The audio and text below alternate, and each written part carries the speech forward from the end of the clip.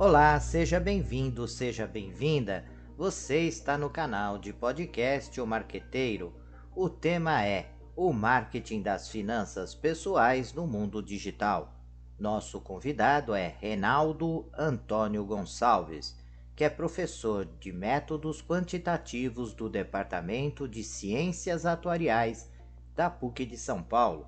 Atua no mercado financeiro brasileiro desde 1985, consultor certificado pela Ambima, Associação Brasileira das Entidades dos Mercados Financeiro e de Capitais. Em instantes, daremos início a mais uma entrevista do canal de podcast O Marqueteiro. Você pode acompanhar também esta entrevista pelas principais plataformas de podcast. Olá, Reinaldo. Muito obrigado pela sua presença aqui no canal Marqueteiro. Agradeço muito pelo fato de você ter aceito essa entrevista, né? De realizarmos essa entrevista com um tema tão importante que é finanças pessoais. Muito obrigado. Zanoni, eu que agradeço essa possibilidade, né, essa oportunidade de trocar essa ideia e falar com esse público que participa aí dos teus eventos, do podcast, enfim, de todas essas coisas que você ultimamente vem trabalhando. É para mim uma oportunidade muito grande, muito bom. Te agradeço. Eu que agradeço. Ô Reinaldo, o que é finanças pessoais? Para que serve? Como devemos controlar, organizar, ainda mais hoje em dia, em um cenário tão difícil economicamente falando e socialmente falando? Como é que devemos nos organizar para ter em dia as nossas finanças pessoais? Antes de falar como, eu gostaria de falar por quê. E acho que o porquê é a âncora disso. É o seguinte: viver endividado, viver devendo, gera um transtorno muito grande no cotidiano nosso e nos fragiliza. Então, a primeira ideia é de fragilidade. Imagina o seguinte: eu vivo com um orçamento restrito e dentro desse orçamento eu tenho uma parcela, supor, de R$ 1.000. Então, tá lá. E eu, por algum motivo, tive uma dor de dente e preciso de um atendimento no dentista e não vou ter dinheiro, né? Então, por quê? Uma parte do meu orçamento eu toco a vida da casa, a outra parte eu tenho uma dívida. Essa é a razão da gente ter as contas equilibradas para poder, em alguma emergência, poder ter uma retaguarda e fazer frente a essa emergência. Se nós estivermos sempre atrás desse processo, ou seja, sempre devendo, além da angústia da dívida, qualquer evento que ocorre no cotidiano nosso, ele é uma sobrecarga e ele piora a qualidade da vida nossa. Então, tanto individualmente como em família, o ideal é a gente ter as contas equilibradas, ter sempre uma sobra e essa sobra virar uma reserva de emergência. Esse é o primeiro passo, né? Então, como fazer isso, que é a tua pergunta, não é tão fácil, porque geralmente o orçamento nosso é muito restrito. Mas nós temos que evitar algumas armadilhas de consumo. Então, talvez a primeira recomendação é nunca comprar por impulso. Quando eu tiver o impulso de compra, eu devo me questionar se eu preciso de fato aquele objeto. E o geral, a recomendação é dorme com essa necessidade 24 horas, passa um dia ou dois com essa necessidade. Se no segundo dia você de fato tiver necessidade de consumo, aí se organiza, vai lá e consome. Mas uma das dicas é conter, né? Se conter e não comprar por impulso, não consumir por impulso. Então, manter o orçamento equilibrado, ter sempre uma sobra, essa sobra vira uma reserva de emergência e para que a gente não caia em nenhum tipo de armadilha, não consumir por impulso. Acho que esse é o ponto de partida. Não é uma questão fácil, porque acontece uma dicotomia aí, né? Porque se de um lado nós temos que cuidar das finanças pessoais, temos que não consumir excessivamente, além da nossa necessidade.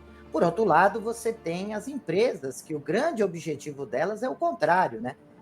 Quando você chega num ponto de venda, você tem um monte de estímulos para que você compre por impulso, né? As campanhas da televisão, no rádio, no jornal, né? Todas as mídias, né? O grande investimento por parte das empresas é justamente um caminho contrário, de você permitir que as pessoas comprem muito além do que podem, muito além da necessidade e por impulso.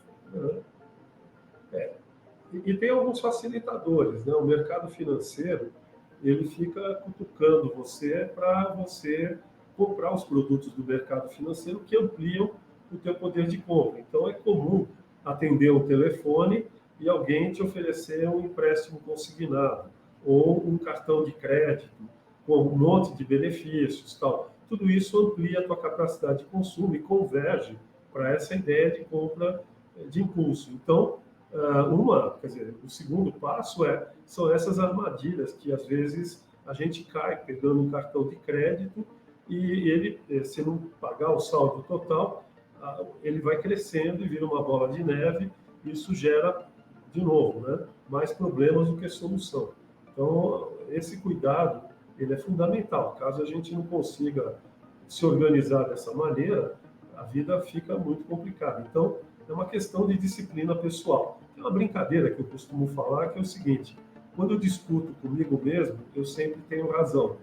E para consumo, isso é muito comum, né? Eu quero comprar um sapato novo, eu discuto comigo, falo, não, eu mereço, eu tenho que me dar esse presente, não sei o que, eu me convenço, vou lá e compro o sapato. E isso é, eventualmente, um consumo por impulso. E essa discussão ela tem que mudar para outro caminho. Qual é o caminho? É o caminho de eu discutir comigo mesmo e colocar freio no consumo, colocar ordem nas contas, ter uma sobra de recurso para fazer uma reserva de emergência. A reserva de emergência é o ponto de partida e ela é a estratégia para você construir uma vida financeira segura, sólida e ter qualidade de vida. A questão é a qualidade de vida. Reinaldo, o tema que está proposto é relacionar, né, a área de finanças pessoais. Primeiro nós fizemos uma abertura para a gente tentar entender o que envolve, a dificuldade que é fazer isso, mas relacionando com o meio digital. E a gente percebe que atualmente você tem um conjunto de aplicativos que colaboram com a organização das finanças pessoais. Esses aplicativos, e até mesmo bancos cada vez mais interessados, né, em ajudar, auxiliar as pessoas, os correntistas, a organizarem melhor as suas finanças, esses aplicativos principalmente, e o mundo digital, ele de fato está auxiliando no melhor controle, né, ou não? Então, de novo, o ponto de partida sou eu, é a pessoa. Se eu consigo organizar minhas contas, ela pode ser no papel. E essa disciplina, né, criar esse hábito de anotar tudo que você consome ao longo de um dia e saber a despesa que você fez e a razão da sua despesa, ela pode ser feita no papel, como sempre historicamente foi feito. Esses aplicativos, eles criam essas facilidades. Eu posso registrar as despesas que eu tenho nesse aplicativo, as despesas cotidianas. O que acontece de forma recorrente é que as pessoas não têm paciência de fazer esse tipo de controle. O aplicativo ainda ele traz um outro benefício, que é colocar o teu recurso disponível. Então, se eu tenho 2.000, 3.000 disponível, e vou todos os dias que eu consumo, registrando com bastante detalhe, né, com compromisso, as despesas que eu faço, eu consigo enxergar onde eu gasto o meu dinheiro e quanto que eu tenho de saldo e como que eu me organizo para que eu consiga chegar no final do mês com essa reserva financeira. O aplicativo abre essa porta de facilidade, mas o elemento chave disso é comportamental. a pessoa deve internalizar o compromisso de registrar as despesas, saber para onde vai o seu dinheiro, para poder, eventualmente, se precisar fazer um corte, saber aonde ela vai começar a fazer esse corte para poder equilibrar as suas finanças. Né? Desse jeito que isso funciona. Esse tema me fez lembrar, Reinaldo, que no começo da minha carreira, muitos anos atrás, eu tive a felicidade de ter um chefe muito querido e que me orientou logo de cara dizendo assim, olha, você pega a sua receita, o seu salário e divide em 3 partes. Uma primeira parte você tem que pagar as suas despesas, né? Honrar os seus compromissos. Uma outra parte você tem que se divertir, né? Você tem que ir num cinema, num teatro, enfim, buscar a diversão que lhe convém. E uma outra parte você tem que guardar, né? Claro que não precisa ser 3 partes iguais, né? Claro que às vezes a sua despesa pessoal ela aumenta em determinado momento e aí você diminui ou o entretenimento ou você diminui a sua poupança, mas eu sempre procurei fazer desta maneira, né? Organizar desta forma. Existe outra dica? O que você acha dessa proposta? Você tem alguma outra dica para apresentar para os nossos ouvintes? Não, essa proposta ela é correta. Ela tem vários formatos, mas esse formato que você apresenta, ele é perfeito. O que a gente não conversa, o que a gente não discute, é que ao longo da vida, eu vou dividir a vida em 3 momentos simples, né? Mas eles podem ser, cada momento, analisados em si, e eles podem ter, eles têm situações diferentes, né? Que é o seguinte: o primeiro momento é o momento do nosso crescimento, onde a gente depende da vida dos nossos pais. Então, o ambiente familiar, a nossa casa, os nossos pais é que nos dão o sustento.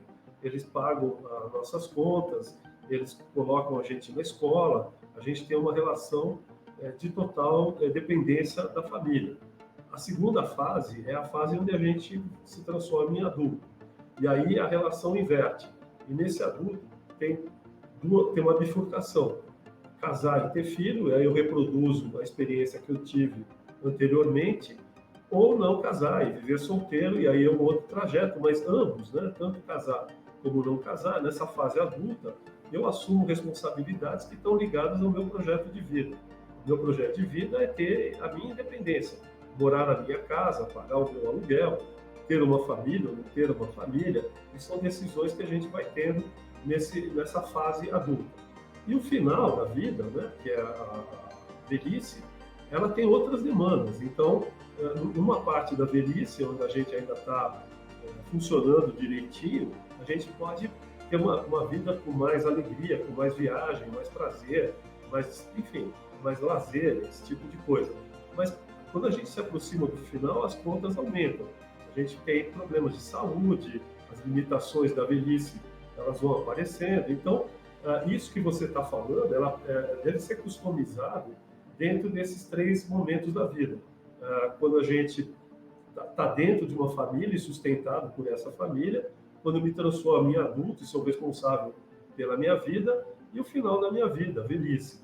E a cada momento eu tenho demandas diferentes, mas esse triângulo aí que você colocou, ele permanece. Ou seja, apertando a tecla SAP, traduzindo, na minha fase adulta eu vou ter uma despesa com custo muito maior, porque eu não estou apenas pagando as minhas despesas, estou pagando as minhas despesas, a da minha família e dos meus filhos, se eu optei por casar e ter filho, né? Então, esses 3 elementos que você apontou, eles alternam ao longo do tempo. Quando os filhos vão embora, fazem a vida própria deles, eu estou iniciando a minha velhice, o meu custo despenca e sobra muito dinheiro para lazer, cultura, passeio, enfim. Mas isso também é transitório. Na velhice, um pouco mais para frente, as limitações começam a aparecer e eu vou ter outras demandas, remédio, enfim, e outras coisas ligadas às limitações que vêm com o avanço da idade. Né? Então, é isso. Né? Esse princípio ele é um elemento importante, mas ele deve ser calibrado ao longo do tempo. Né? É isso. E, Reinaldo, eu estourei as minhas finanças pessoais, né? Saí totalmente do equilíbrio, é, e quero me equilibrar novamente, eu quero me reequilibrar.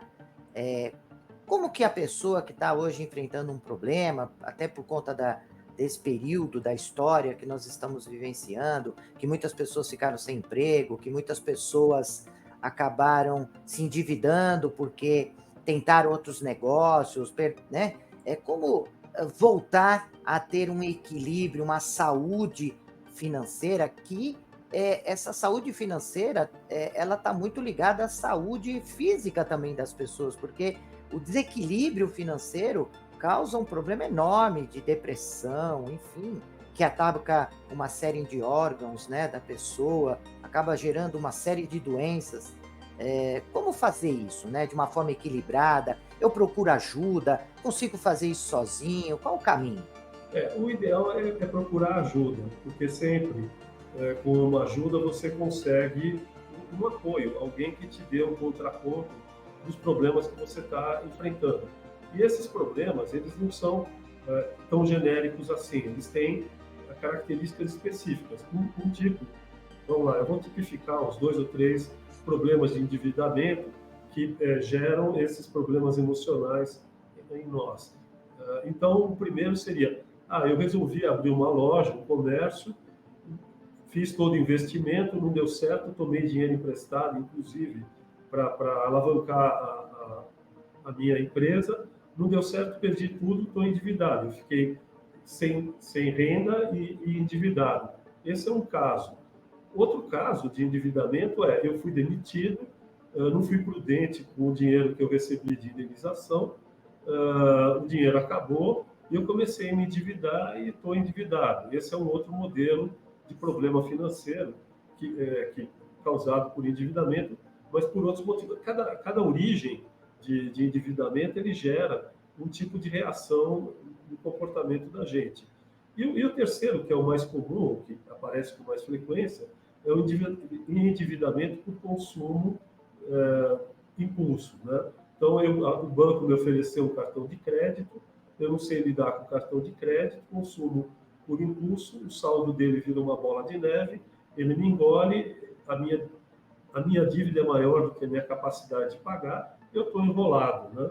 Então, a origem desses problemas é o ponto de partida para discutir a solução desses problemas. Não existe uma solução única, mágica, para todos esses problemas. Para cada problema tem uma origem e tem uma porta de saída. E o ideal é sempre ter um conselheiro. Por quê? Porque sozinho a gente não consegue verificar, achar o caminho, e se acha o caminho a gente se sente inseguro, né? Então, contando o caso, eu estou orientando uma pessoa que está endividada, e ela é uma família, né? E a esposa quer se livrar das dívidas, o marido não quer se livrar das dívidas.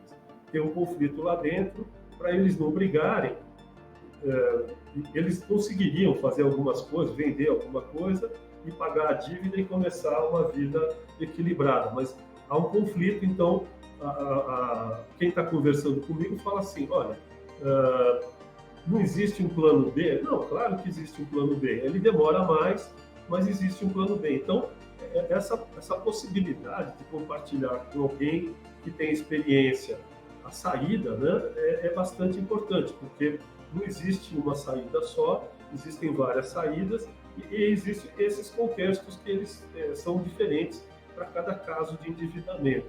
Eu só gostaria de acrescentar isso que você está dizendo. Eu tenho a curiosidade de ver os anúncios que aparecem no YouTube das pessoas que se propõem a ser conselheiros financeiros, né? E é muito curioso porque eles partem de uma visão de mundo em que eles imaginam que está todo mundo no positivo, sobrando dinheiro, e que vai ouvir o que o cara vai dizer para fazer o melhor investimento da vida. Aí começa a ter algumas ramificações. Aparece desde picareta que fala, você põe R$ 100 e tira 1 milhão daqui 12 meses, isso é mentira, até caras que são mais sérios, enfim. Mas todos partem do pressuposto que com quem ele está dialogando, isso no YouTube, é uma pessoa que está sobrando dinheiro. Não está, né? Não é isso. O ponto de partida é ouvir o que a pessoa tem de problema e a partir desse elemento, né, como isso foi relatado, construir um caminho de saída. Ele pode ser mais curto, pode ser mais longo, mas sempre tem saída. O importante é não desistir, enfim, continuar e até se equilibrar financeiramente e dar um outro passo, que é fazer sobrar dinheiro para fazer reserva de emergência. Eu insisto, né? A reserva de emergência é uma chave muito importante para a estabilidade emocional da gente. Se a gente não tiver reserva financeira, a gente vai estar sempre muito vulnerável, né? É isso. E a sua fala, Reinaldo, me fez lembrar de um aluno que eu tive, que me contou, na época, que a empresa do mercado financeiro que ele trabalhava já acompanhava o hábito de compra, né? Porque, enfim, uma empresa de cartões acompanhava as compras dos clientes e, estatisticamente, já conseguia prever, né, aqueles clientes que iam entrar numa situação negativa, né? Modelos até predictivos, né, de análises estatísticas, né? Então é possível, né, encontrarmos alguns sinais de que a coisa não está bem, que estamos cometendo algumas falhas, não é isso? Sim, sim, sem dúvida. Esse sinal existe. Aí tem dois recortes. O recorte pessoal, que é esse que a gente está conversando, e um recorte mais institucional, um pouco mais amplo. No recorte pessoal, é assim, essa euforia do consumo. Eu acredito ao consumo de forma de impulso, esse desequilíbrio. E é muito, eu friso, é muito importante nos questionarmos se aquilo que nós estamos comprando é de fato necessário, ou se aquilo é um agrado que a gente está fazendo para nós mesmos, enfim. Então, esse é um ponto de discussão. Como nós não temos o que a gente chama de cultura financeira ou literacia financeira, o que acontece? Os bancos montam esses modelos preditivos, isso existe mesmo, e por falta dessa cultura, os bancos eles agem de forma preventiva. Como é que funciona isso? Uma das razões, não é a única, das taxas de juros de quem toma dinheiro emprestado é muito alta, é por conta da inadimplência ou desses problemas financeiros que eles atacam, né? Eles estão presentes na vida de milhões de brasileiros. Quando eu digo milhões, é 100 milhões. Agora, a última estatística, 70 milhões de brasileiros inadimplentes. Mas você pode pôr mais um pouco, que não é só a inadimplência, mas é também a dificuldade de se manter equilibrado financeiramente. Então, 70 milhões de devedores é muita gente, né? E os bancos têm essa percepção. E aí a taxa de juros sobe, uma das razões é porque se o cara pagar 4 ou 5 parcelas, ele já devolveu o principal e algum juro, algum lucro. Então, o resto dessas parcelas é só lucro, é lucro limpo e puro, né? Mas essa coisa acontece não porque o mercado financeiro é malvado. Ela acontece porque o mercado prevê a inadimplência e, prevendo a inadimplência, ele sobe a taxa de juros e ele consegue antecipar para ele o retorno do principal, e o resto das prestações são apenas lucro que o banco apura nessas operações. É mais ou menos essa mecânica que é a mecânica usual. Eu gostaria de fazer aqui, nesse ponto da conversa da gente, a seguinte observação. Tem duas visões de clichê de mercado financeiro. Uma, que o mercado financeiro é o bicho-papão, é o bandido, que os banqueiros são roubam o dinheiro do povo, como é que é? Exploradores. Exploradores, eles estão aí de olho em você para tirar até a última gota de sangue de você, não sei o quê. Essa é uma visão, né, negativa do mercado financeiro, que é um clichê, ela não é verdadeira. E tem uma outra visão extremamente positiva do mercado financeiro, que também não é verdade, que é aquela fantasia de que eu achei um produto financeiro que eu vou colocar R$100 e tirar 1 milhão. Não tira, não vai sair, não é desse jeito. Então, nenhum clichê, nem outro, ele é verdadeiro. O que a gente deve entender é que, assim, eu vou fazer uma pequena abstração só para localizar o conceito de mercado financeiro. O que é? A gente chama mercado financeiro de intermediação financeira.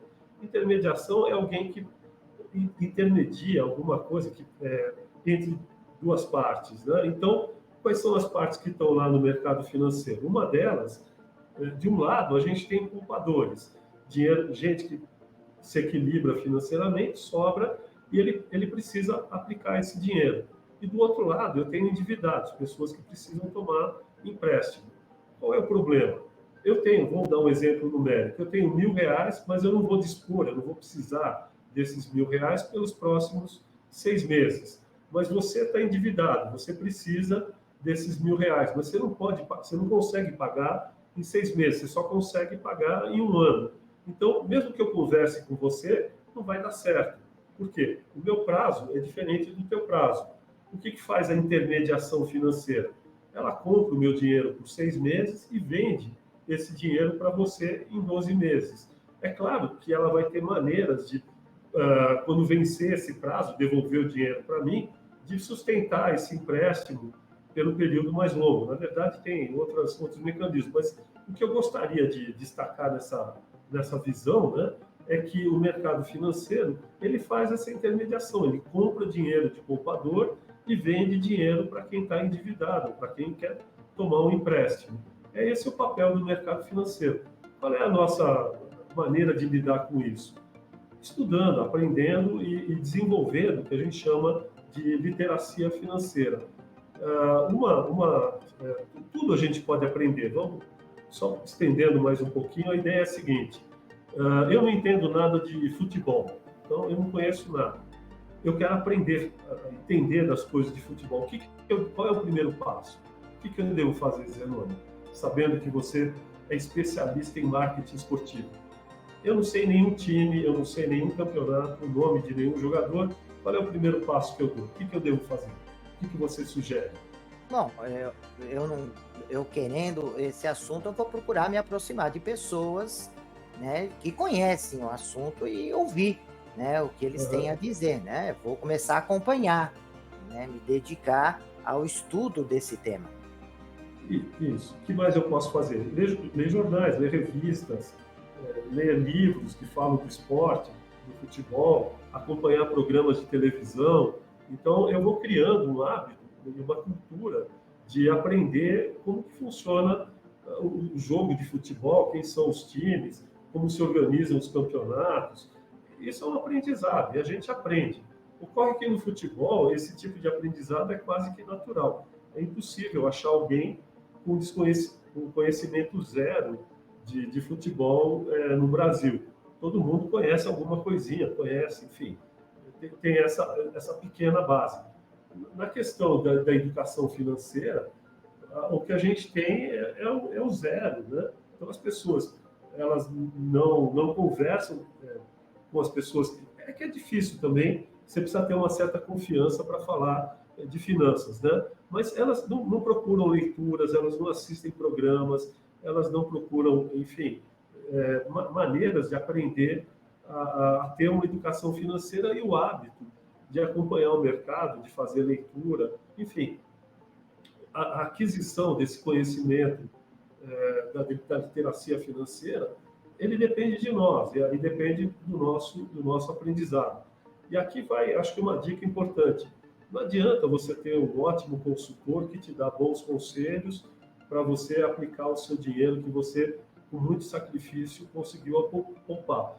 O ideal é você ter um caminho de aprendizado. Em algum momento, você, em vez de se aconselhar com o teu conselheiro financeiro, dialogar com ele para discutir quais são as melhores oportunidades para o seu dinheiro.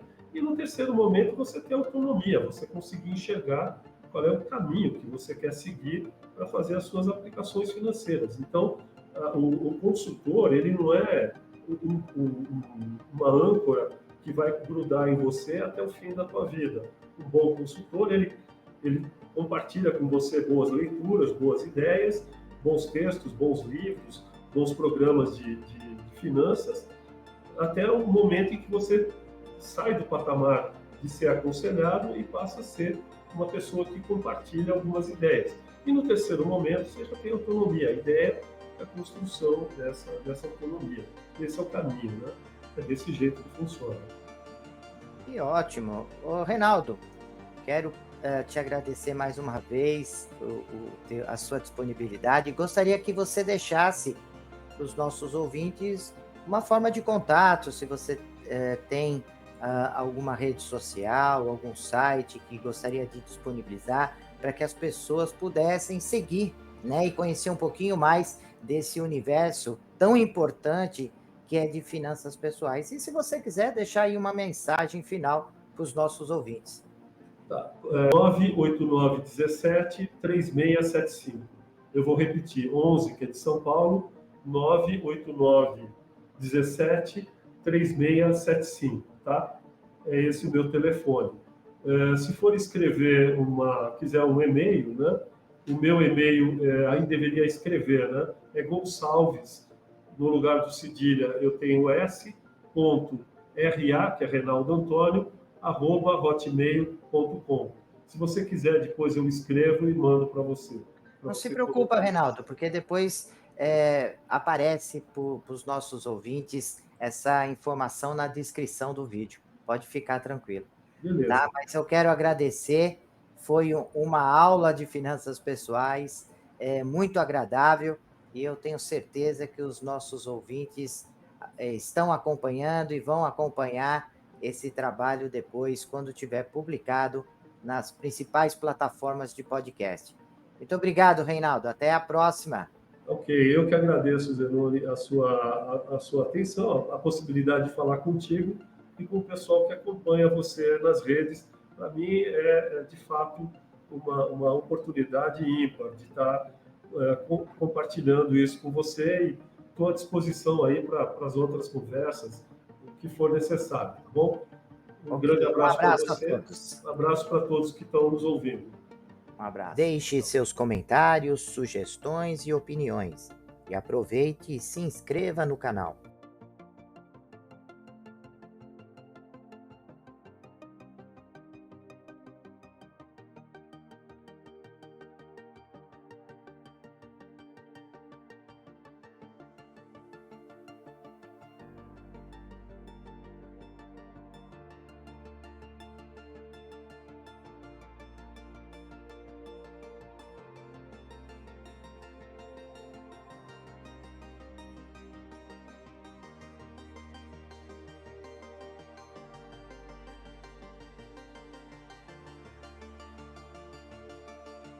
Até o próximo podcast.